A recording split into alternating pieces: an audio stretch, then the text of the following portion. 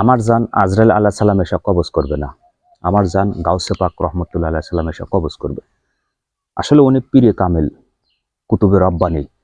কারণ পৃথিবীতে সকল মানব সন্তানের জান কবজ করবে আজরাইল আলাইহিস সালাম, কিন্তু ওনার তা ব্যতিক্রমী। উনি পীরে কামেল, কুতুবে রব্বানী। সেজন্য ওনার জান স্বয়ং গাউসে পাক রহমতুল্লাহ আলাইহিস সালাম কবজ করবে। যার যে দায়িত্ব দেওয়া হয়েছে সে সেই দায়িত্ব পালন করবে। এটা কোনো দুনিয়ার কাজের কোনো দায়িত্ব না। আপনাকে আমাকে একটা দায়িত্ব দেওয়া হলো, তিরিং বিরিং করে ৬-৯ করে সেই কাজটা বুঝ দেবেন, এটা কোনো সেই দায়িত্ব না। মহান আল্লাহ তাআলা দুনিয়া সৃষ্টি করার পর যে সকল ফেরেশতাদেরকে যে দায়িত্বগুলো দেওয়া হয়েছে, সে পুঙ্খানুরূপে সেই দায়িত্বগুলো পালন করবে।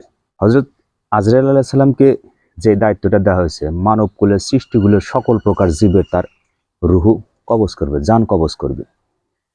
কে ছোট, কে বড়, কে ধনী, কে গরিব, কে আমির, তার কাজে উইকেট পতন করা। তার যখন সময় আসবে প্রত্যেকের উইকেট সে পতন করবে। এটা আজরাইল আলাইহিস সালামের এটা এই কাজ। কিন্তু আমার জান আজরাইল আলাইহিস সালাম কবজ করবে না, গাউসে পাক কবজ করবে।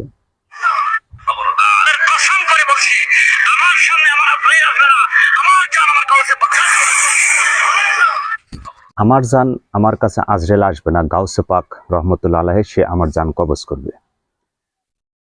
ফেরেশতাদেরকে সৃষ্টি করার পর থেকে মহান আল্লাহ তাআলা যখন আজরাইল আলাইহিস সালামকে জিজ্ঞাসা করবে, কিয়ামতের শেষ মুহূর্তে পৃথিবীতে জীবিত আর কোন প্রাণী আছে, মহান আল্লাহ তাআলা যখন আজরাইল আলাইহিস সালামকে জিজ্ঞাসা করবে, তখন বলবে, এই মুহূর্তে আমি এবং আপনি ছাড়া পৃথিবীতে আর কেউ নাই। তখন মহান আল্লাহ তাআলা আজরাইলকে বলবেন, তোমার জান তুমি কবজ করো। কোরআন এবং হাদিসের ভাষা অনুযায়ী তখন আজরাইল আলাইহিস সালাম বলবেন, আমার জান যদি আমাকে কবজ করতে হয় তাহলে এই দায়িত্বটা আমি আর নিতাম না। তার মানে কোরআন মজিদে পুঙ্খানুপুঙ্খানুভাবে রূপে বর্ণিত আছে, আজরাইল আলাইহিস সালামের কাজ হচ্ছে তার সমস্ত প্রাণীকুলের জানগুলো কবজ করা। অথচ এই পীর সাহেব